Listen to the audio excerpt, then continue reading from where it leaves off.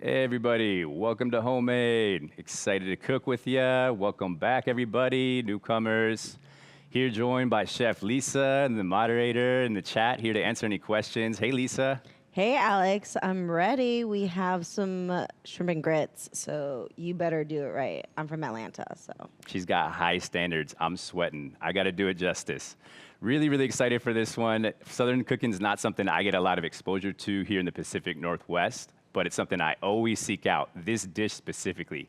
This is pepper rum shrimp and grits. Shrimp and grits, excuse me. Shrimp and grits is one of my favorite dishes for brunch. Truly, it's one of those things. If I am in the South, I'm gonna go and hunt for that dish. And this is an especially exciting take on it with our friends from Myers Rum. We're gonna be marinating the shrimp in Myers Rum, and then we're gonna be pairing it at the end with the Myers Rum Jamaican Marg. And it's a little earlier than I usually drink rum. I'm not usually about that pirate lifestyle, but for today, I will donate my body to science. And for you guys, I'm here. So we're gonna start with this polenta, start with this grits and get that going cooking. Typically you would do the marinade because you wanna really think about giving your shrimp some extra time. But before I go too deep into the process, I wanted to talk a little bit about what makes Myers Rum so special and the overall process that makes it so unique. So Myers Rum has kind of like really distinctive notes from other rums, and we think about the caramel, tobacco, the honey, and also kind of like the light smokiness. And so all those components are going to go into this dish. And Myers Rum is a company that's been doing this for a long, long time, since 1871. They've been distilling rum in Jamaica, and they use pure sugar cane and then break that down to a molasses and then distill it. And so for today, we've got several varieties here with us. We've got the Dark Reserve, which is really more of a great entry point if you're unfamiliar with rum as like a sipping rum. Lot of bold flavor there. And then we have the traditional original dark that most of us are familiar with, including myself. Great for mixing and also for incorporating into dishes like we're doing today. And then we have the Platinum White. And if we're asking why is it white, it does go through that same distillation process, but they filter out the white. And so you really get some, well, you don't have that color, but you do have a lot of amazing flavor that's still enhanced by that process. And so, without further ado, I'm gonna run you through a little bit of the process. We were talking about how we're gonna get some of that grits going. And for most of you at home, we wanna give that shrimp some extra marinade time. Really, the more time you give, it's gonna enhance that flavor. But for today's purposes, we're gonna start with the grits, get that going, then we'll get into the marinade, and then we'll get going with this warm salsa, get that sauteing with the ingredients. We'll finish it off with the Jamaican Marg. So first things first, we're gonna get our pot going, heat it up, then we will add our grits. Grits to me is something that I can really nerd out quite a bit about because I love corn and I'm a corn nerd. I spend a lot of time with corn, cooking with corn in my own cooking. And this is a really, really exciting opportunity to think about just like the quality of the ingredients. It's a pretty simple dish in a lot of ways, but using high quality ingredients, whether we're talking about the shrimp, whether we're talking about where we get our corn, it can be tricky to find things like heirloom grits or heirloom corn, but if you can get your hands on it, if you live near farmers, it's sometimes even worth ordering online to get those special products.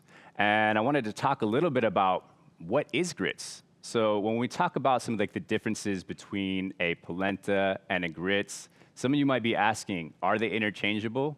They are interchangeable. They're both coarsely ground.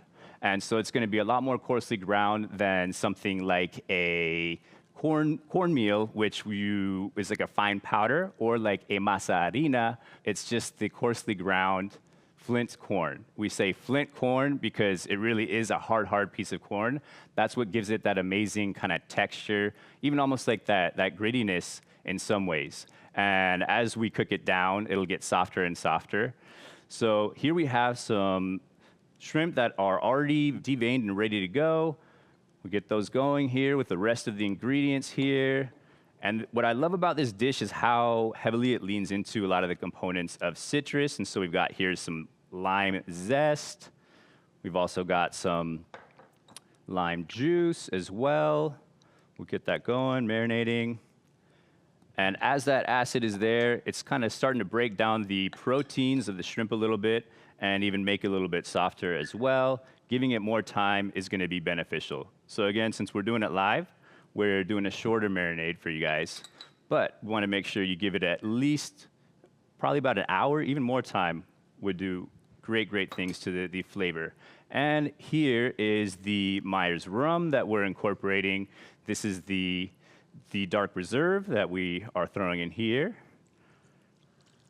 And we're going to give that a toss with some of the chipotle in adobo. We're just going to go ahead and throw this in there because we are spice lovers. I'm convinced that spice is kind of like a muscle that you can build and develop, but I'm curious, do people agree? Do they disagree? Let me know in the chat. That is very true about the spice being a muscle. My husband never ate spice when he met me.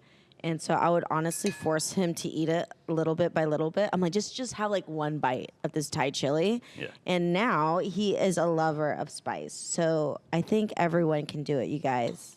Let me know in the chat. So we're gonna get this mixed here. I always like to glove up, just makes it easier. So we're gonna give this a good toss, make sure all of those ingredients are incorporated. And then also don't forget to season, right?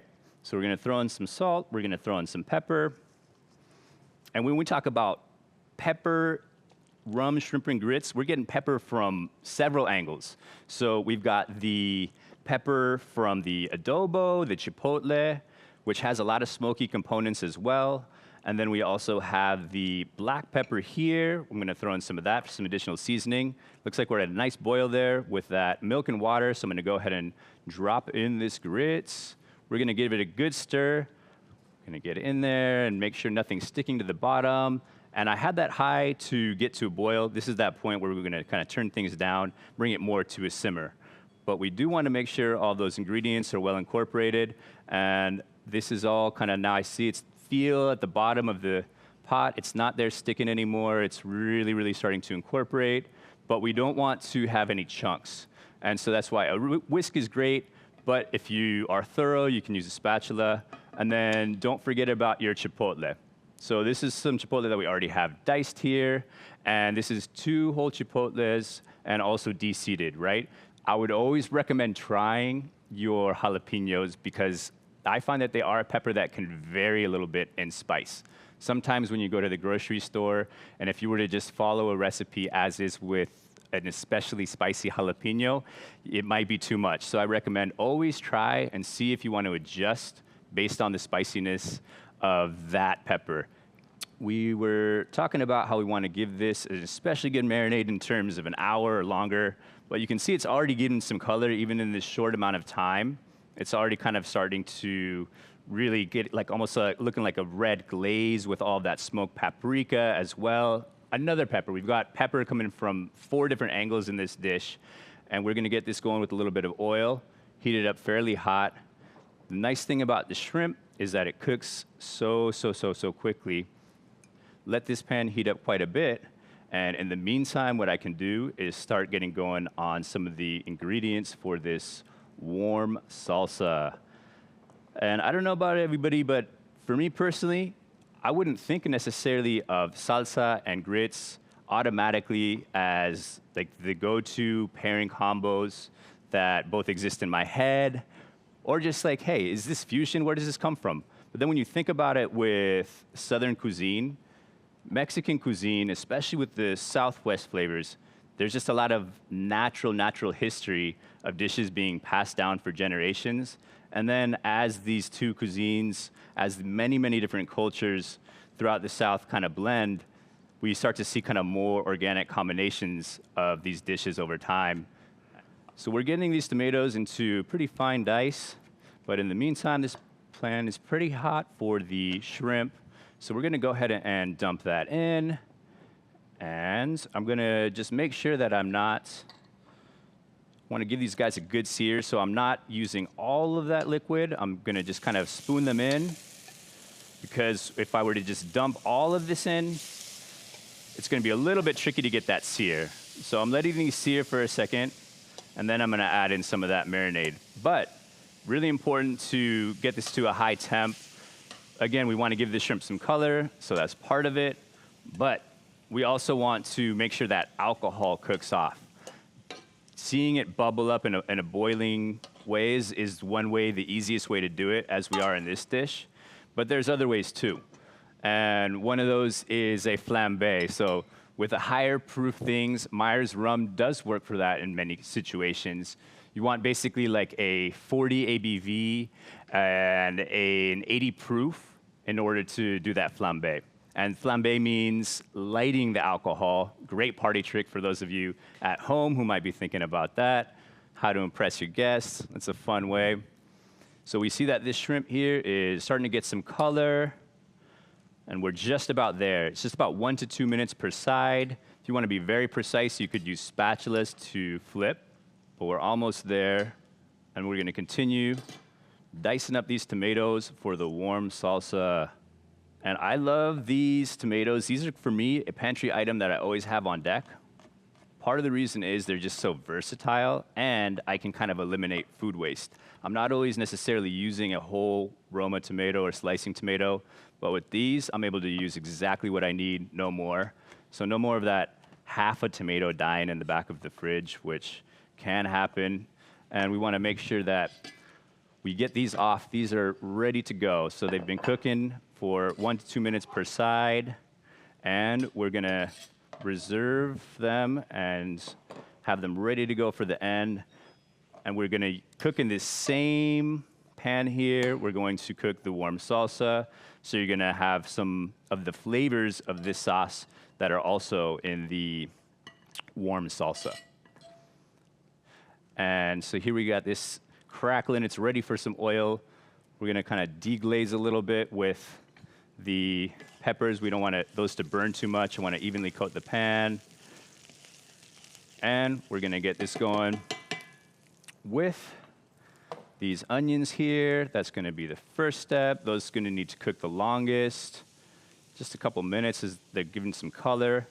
And then we're gonna add our garlic. Stir, stir, stir. All right. And you can see already that chipotle that was left in the pan, some of the other flavors of that sauce are starting to coat those onions and do delicious things with the flavor. So we're going to do a little salt at this point, a little pepper. Pepper, this is something that, for me, I had a life-changing moment where I realized I wasn't using high-quality pepper. And this was early on in my cooking career. I was buying traditional, just off the grocery store pepper. And then I tried Cambodian pepper, and it changed my life. Just the aromatic components, almost like zestiness of it. It's so interesting how such a simple ingredient can do so much to enhance the flavors. How about you, Lisa? Are there black pepper varieties that especially you have an affinity towards? In Vietnamese cuisine, we love white peppercorn. That is our favorite. And it just has a different flavor profile that is like almost gives a little smokiness to your dish every time. And then we're seeing a little bit of sticking here. So we would add some oil if we were going to continue cooking this down just by itself. But the nice thing about these tomatoes is that they have such a high moisture content. And so that's going to prevent those from burning further. Here I'm using a bench scraper, and I know that bench scrapers are something that you look at and you're like, I don't want one of those. That's a professional cooking thing. It's not worth it. But I'll tell you, your knives are gonna be a lot happier if you use a bench scraper. And then we can see here, this is cooking down quite a bit. I'm gonna turn this down just a little bit, and we're gonna continue stirring, make sure we're not getting too much sticking or anything, burning. Looks like we're doing okay, but we are almost at that point where this is ready to go. So we have here the next step with the salsa, mincing up some of the cilantro, about a 1/4 cup here. And then we will add that to the warm salsa, season just a little bit more now that we've added more ingredients, all the good flavor of those tomatoes. I can smell the sweetness. I can smell some of the pepper that was left over with that chipotle that continued to season it. Then, since we're getting pepper from every angle in this dish, we're gonna add that as well, some black pepper and some additional seasoning. There we go, give that a good stir. And this is starting to cook down quite a bit. It's pretty much there, so we're gonna add our cilantro, mix that in, and we're gonna get this off the heat. And I'm just gonna add a little bit of water. I like doing that just as a trick to prevent it from burning. Give it a little bit of more of that like saucy consistency, right? And then we're gonna let that do its thing for just a little bit more. All right. That's looking nice, that's looking nice. And now we're pretty much there, ready for our Jamaican rum. We're doing a Jamaican marg for this one. Pretty classic in terms of a lot of the ingredients that we're using, but it's a simple marg. You might be familiar with using a triple sec in your margs. In this one, we have a lot of the orange components coming from the orange juice here. We've also got some lime juice mixed in there. And then we have some simple syrup. We've got some lime to garnish as well. We're gonna get some ice. This is where I get to put on my bartender hat. Let's see how I do, folks. So we're gonna get this most of the way filled up. We're gonna strain it, right? So we can use quite a bit of ice to make sure that we chill all of our ingredients. And then we have this white rum here, distilled. This is really gonna enhance the flavor, get all those flavor notes from the distillation process, filtering through the charcoal. Got 1 ounce there, but we're gonna reserve this. So it's gonna be a rum float. So we're gonna save that for the end, and we're going to get the rest of the ingredients into this shaker here. So we've got our orange juice, we've got our lime juice. We'll give this a good shake. And then don't forget the pinch of salt. That is crucial for a marg, right? Got a pinch of salt. And then also with our simple syrup. But here we got shake, shake, shake, shake, shake, shake. The best part is in this recipe, we're using both platinum white and we're using dark rum. So like you can either have something nice, dark and rich, but both will have the same flavor, almost the same, just a little extra with the white aged rum. And then you can just fill up your pantry. So for the holidays, you can cook and have it at your bar. So I think that's really cool that we can just stock up, and it's just a very versatile ingredient. Absolutely. And then what's fun about this one is that the rum float on top. And so you're gonna get some dark rum, but it's gonna give it the color. And so for this one, we're gonna measure it out, and then we're gonna pour it over the back of a spoon, and that's gonna really give it that color. So this is an ounce. And if you pour it over the back of a spoon, larger spoon even, really kind of make sure that it evenly sits on top there. You can throw in some more ice as well. But this is already nice and chilled. So I think it's about ready to go. And then we'll garnish with a little lime wedge here. So we've got that ready to go. And I think it's time to start assembling our grits and shrimp and everything else here with this warm salsa and eat. This is smelling good. This grits, I will just give it a little bit of a stir. This is just at the end, reserve that butter. And this is just to really give it that extra creaminess. I'm just gonna give it one more stir to incorporate it just for 1 minute here. This is really giving that creamy flavor. I see that the jalapenos kind of cooked down as well and incorporated into the grits. So, oh yeah, this is that nice consistency, but you can still see that there's gonna be a lot of texture with all of that grits in there as well. It's gonna have the creaminess. It's gonna have that bite as well. Yum, smelling good. And then, here's where we'll go with our shrimp. Y'all, it smells so good in here. Do you see the red sauce that he's pouring onto the grits? Those look like good grits. Oh, hopefully I did it justice for this Southerner. We'll see, we'll see. And then we've got our warm salsa. I'm just gonna kind of spoon this on top.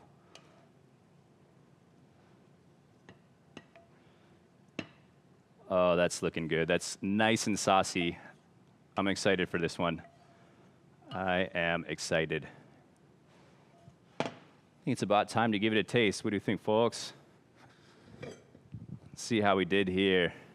I know Chef Lisa's ready to try it. Y'all, it's time to eat. I'm so hungry.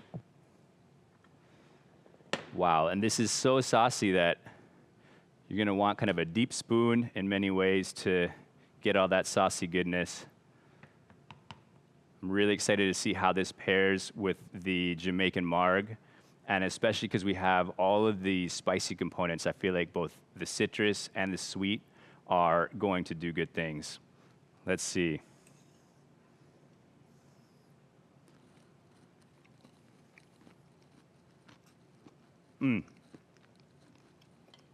That is nice. I get the aromatic from the herbs. I get the pepper. It's not as spicy as you might think. It's actually fairly mild, which is nice, but delicious. And let's try it with this Jamaican Marg.